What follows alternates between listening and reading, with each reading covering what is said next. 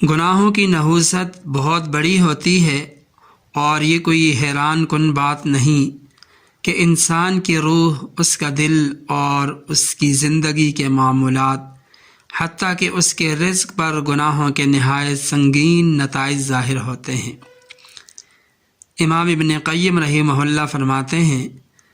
کہ اللہ تعالیٰ کی اطاعت سے بڑھ کر کوئی بھی چیز نعمت کی حفاظت نہیں کرتی۔ اس کے برعکس انسان اپنے رب کی جتنی نافرمانی کرتا ہے، اتنی ہی نعمتوں میں کمی واقع ہوتی ہے، کیونکہ رب تعالیٰ کی نافرمانی نعمتوں کے لیے آگ کی مانند ہے، جو نعمتوں کو اس طرح ختم کر دیتی ہے جس طرح آگ سوکھی لکڑی کو جلا کر راکھ بنا دیتی ہے۔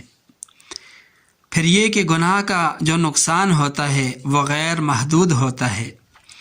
آپ غور کریں کہ گناہوں کے علاوہ کائنات کی تمام نقصان پہنچانے والی چیزیں،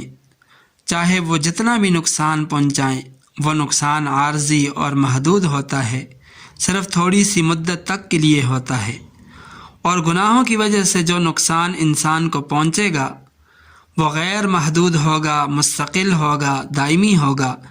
اور ایک بہت طویل مدت تک انسان کو وہ نقصان اٹھانا پڑے گا۔ اس لیے کوشش یہ ہونی چاہیے کہ جب بھی گناہ ہو فوراً توبہ کر لینی چاہیے، اور جتنے بھی صغیرہ کبیرہ گناہ ہیں، تمام گناہوں سے انسان کو اجتناب کرنا چاہیے۔